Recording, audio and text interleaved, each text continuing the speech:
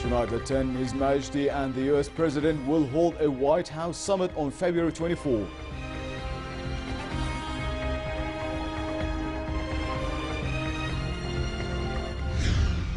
Fierce fighting in Aleppo is sending thousands of Syrians fleeing, and Turkey and Germany plan to seek help from NATO allies in monitoring the flow of migrants. Iraq deploys thousands of troops to a military base in the north of the country in preparation for an offensive to retake the city of Mosul from Daesh militants.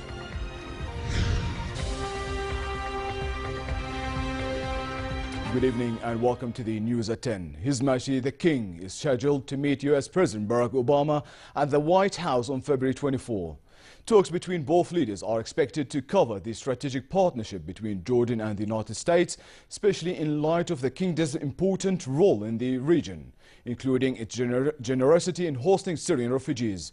King Abdullah and President Obama will also tackle global efforts to combat terrorism and extremism across the Middle East, Africa and the world.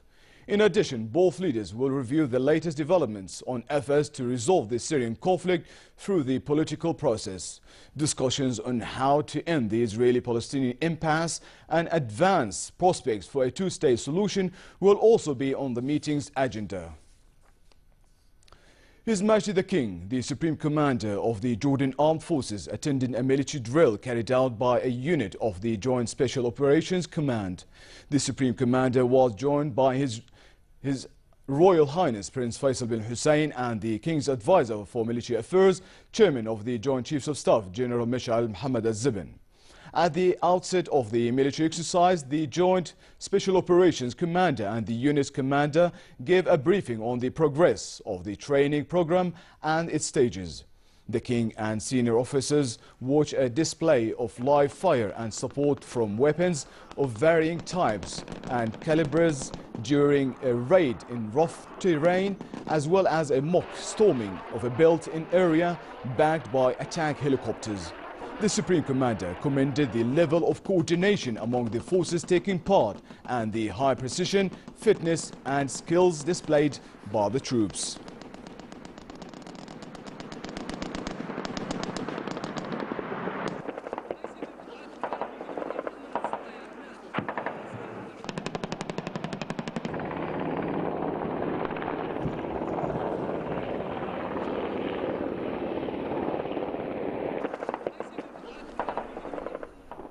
Deputy Prime Minister and Minister of Education Mohammed Nebat announced the results of Tawjihi General Secondary Certificate Examination winter session.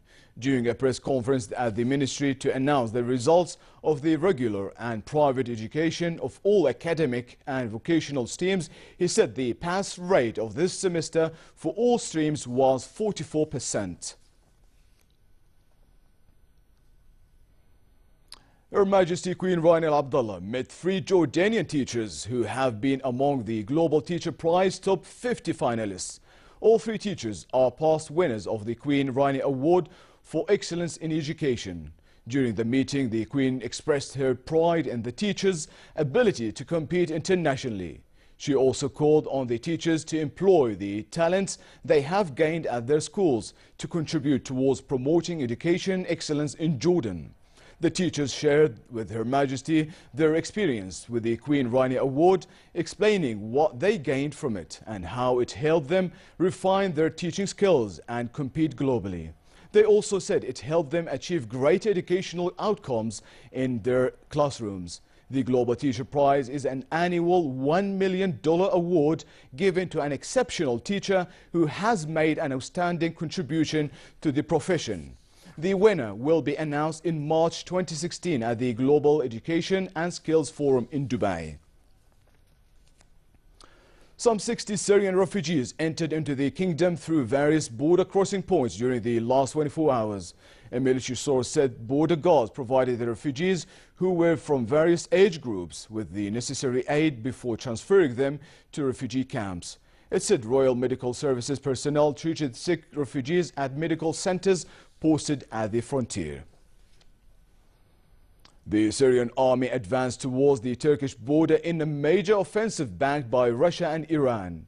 Iranian-backed militias played a key role on the ground as Russian jets intensified what rebels call a scorched earth policy that has allowed the military back into the strategic northern area for the first time in more than 2 years.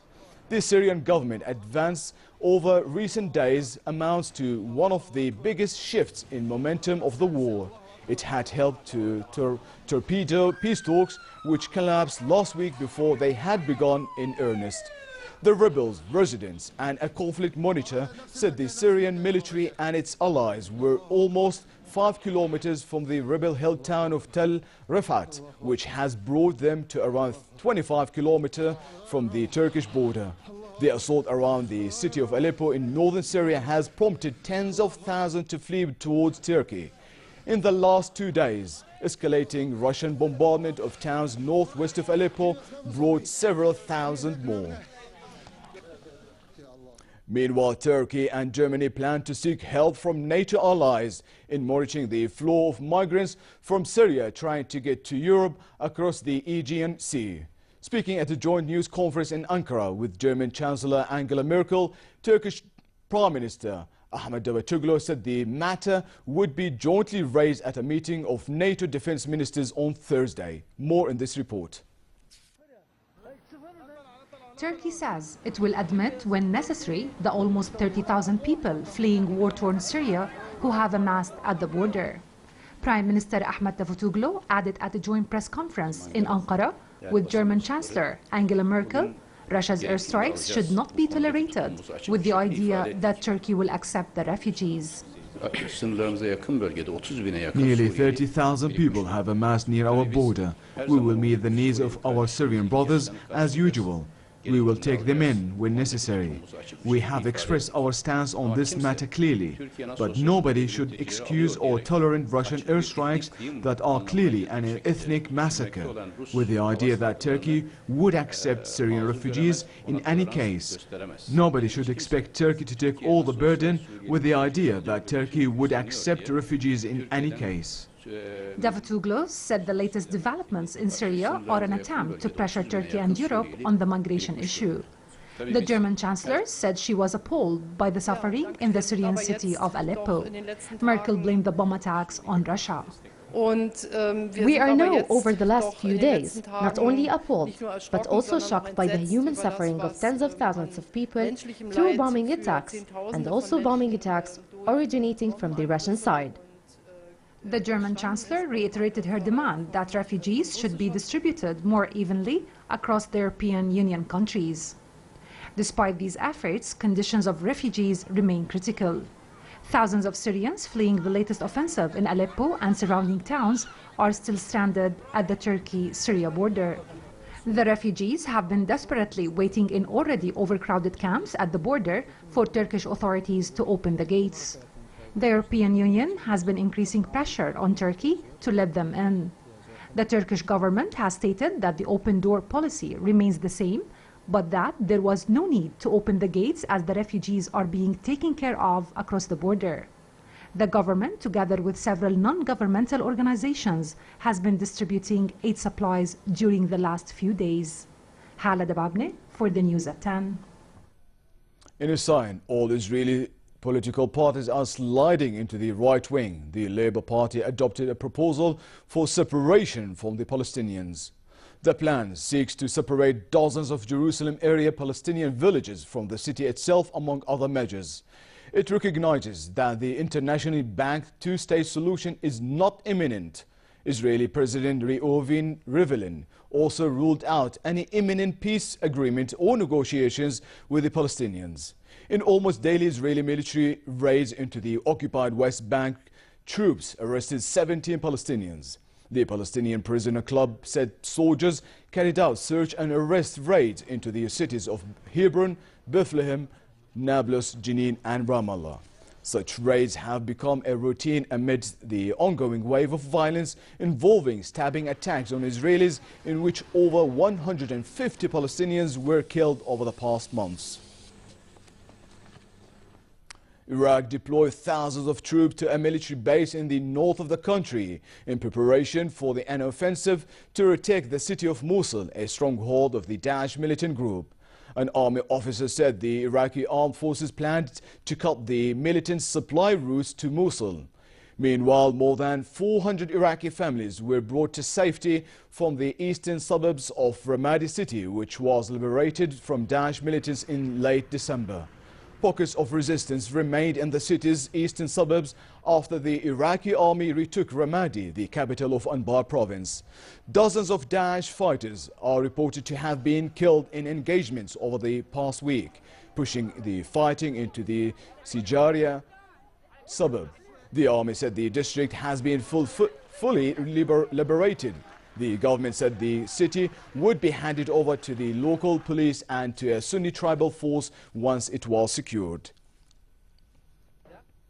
Canadian Prime Minister Justin Trudeau said Canada would pull out 6 jets that have been bombing targets in Iraq and Syria.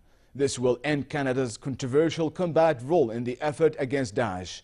However, Canada will triple the number of soldiers training Kurdish troops in northern Iraq to about 200 from about 70 currently, and will also keep 2 civilian planes as well as refueling aircraft in the region.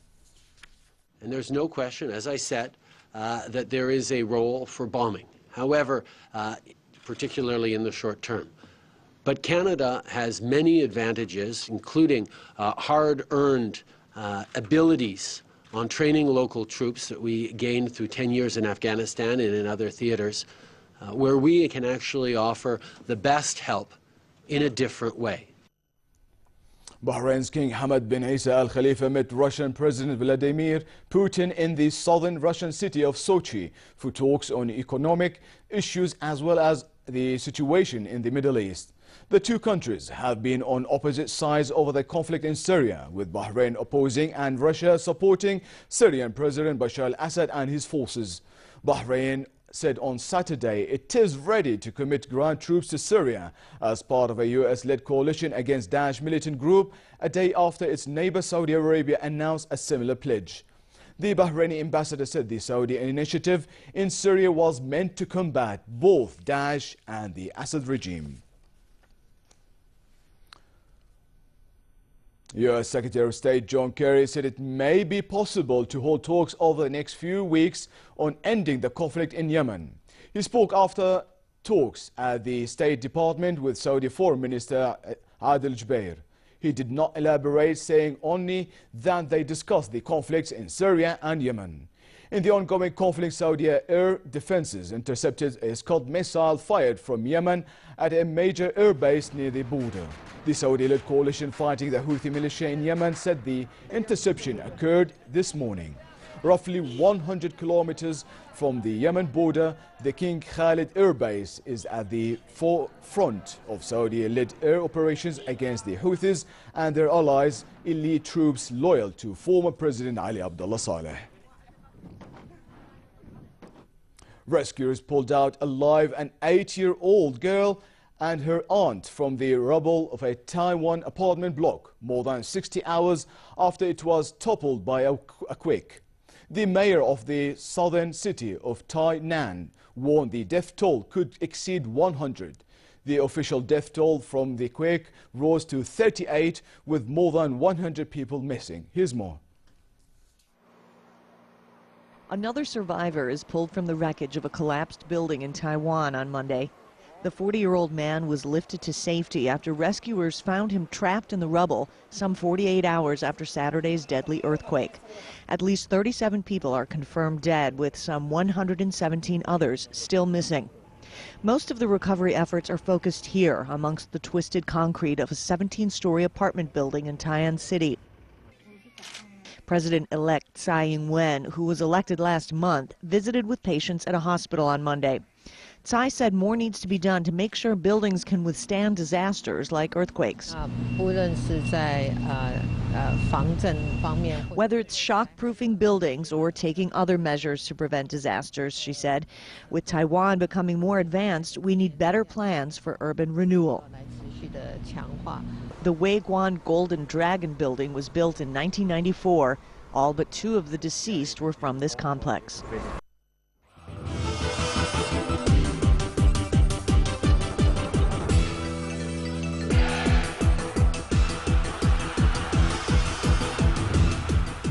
Denver Broncos won Super Bowl 50, defeating the top-seeded Carolina Panthers 24-10. The Denver Broncos produced an emotional night and a tense defensive masterclass to upset the Carolina Panthers. Broncos fans took to the street to celebrate their team's first Super Bowl championship since 1999. The Panthers were heavy favorites, having lost only once all season and with league's most valuable player.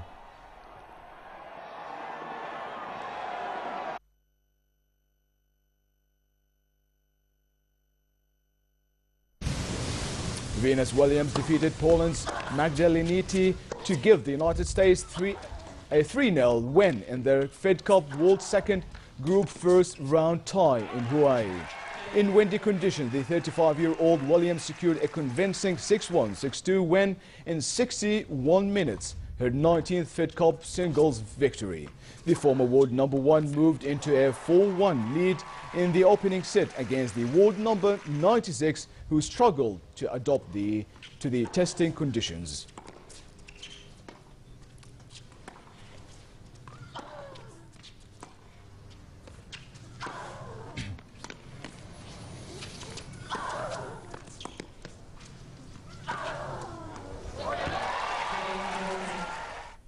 And finally, it will continue to be cold and partly cloudy in many regions tonight, with frost formation still a possibility in the desert and hilly areas.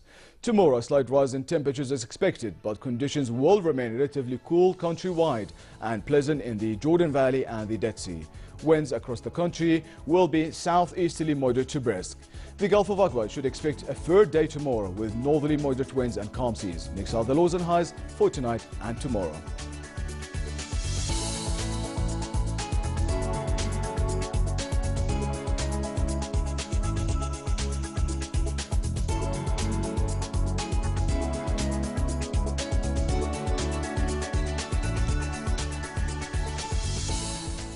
And to end the news, here are top stories once again. His Majesty and the US President will hold a White House summit on February 24.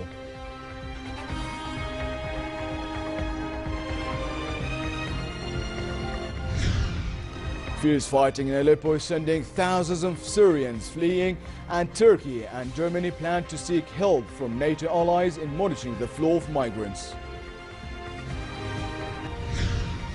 Iraq deploys thousands of troops to a military base in the north of the country in a preparation for an offensive to retake the city of Mosul from Daesh militants. And with that, we come to the end of tonight's news. I'm Balqa. Thanks for watching and have a good night.